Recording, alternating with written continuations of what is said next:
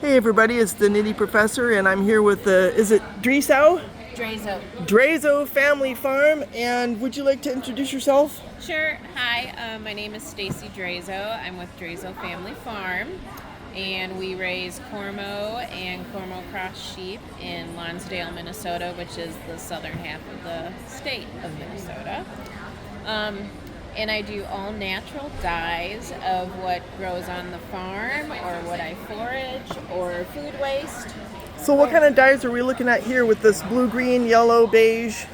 So over here we have fresh leaf indigo. Oh wow. And then this is dock root. The curly dock, which many people consider a weed. What do we have here? This is eucalyptus. Sometimes I get like spent bouquet gifts from friends. Wow. And this one had eucalyptus, so I use that for this color. That's so cool. And this is stinging nettle. What else? And then I have like some natural gray. This yarn here, which is over dyed with fresh indigo. So on the left it's undyed, and Yep. here it's got the indigo. Yep. Okay. And that's fresh indigo, and then this bottom one is actually from an indigo vat. I feel like these colors are just a hair washed out in the video, but at least we can say what they are. Yes, we can. And this is just naturally colored sheep wool? Yep. So these are from some of my Cormo crosses, Okay. and they're just kind of, I'm going to say, styled or plied in different ways. Would you call that barber pole, the one on the left there? Yep, the Yeah. 2-ply, and then this is a marl. Marl, okay. So that's two colors fleeces, but they're placed differently in the carder when the roving's created and then plied. And then spun, okay. That makes sense. And so we have some different weights. This is worsted, I take it? Actually, this is bulky. This is bulky, okay. And here we have some, this is tansy that's over dyed with indigo, and then there's some fresh indigo. Staying on the natural route, I like to use rhubarb as a mordant, so that kind of gives yarns a kind of more silvery color, I'm going to say, undertone. Okay. So this is like rhubarb with avocado, tansy, eucalyptus, stinging nettle, cosmos over here. Oh, that's what the orange is, Cosmos? Yep, and that's an exhaust, so it's not as strong. Exhaust means like I've already used the pot 1 or 2 times, but Okay. there's still some color left. And is it pretty color fast? Like, will it hold up to your wool wash and stuff pretty well? Well, when you use the natural dyes, they will fade eventually. Okay. You know, like Levi's, the old denim, the Right. old indigo, they Yeah. always faded with time. Okay. So that will happen with natural dyes. Oh, this is more Cosmos, isn't it? But it's darker. Yep, that's the original dye vat. So that is Okay. really, really dark.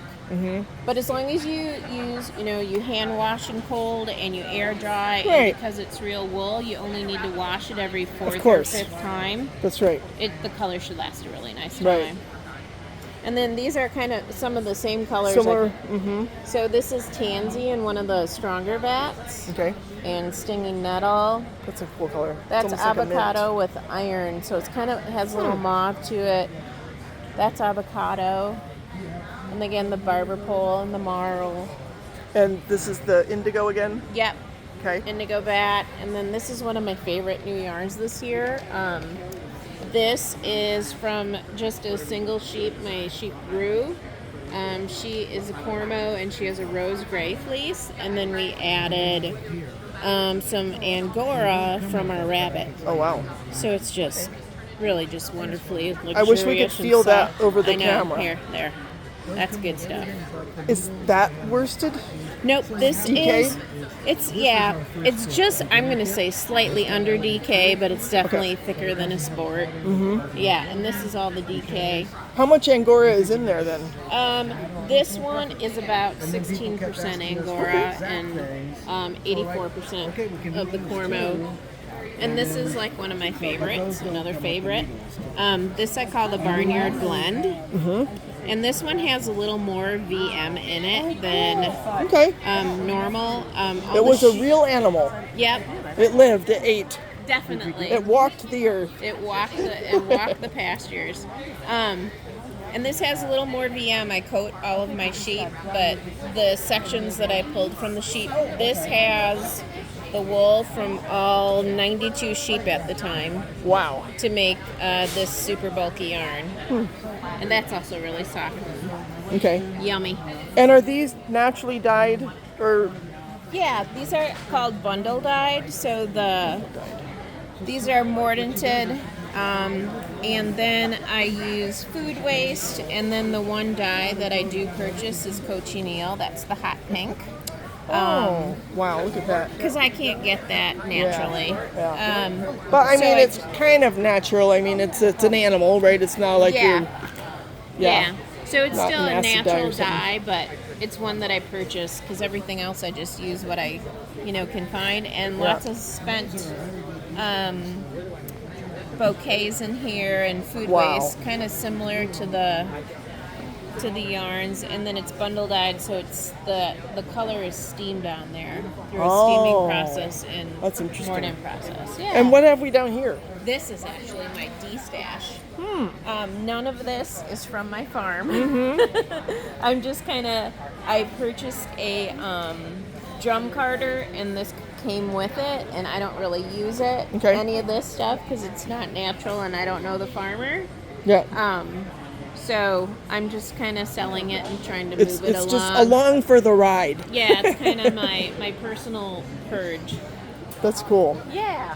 Well, I really appreciate your telling us. And where can we find you? Do you have like a website or? Yeah, it's DresowFamilyFarm.com. Okay. And then I'm also on Facebook and on Instagram. Instagram. Okay.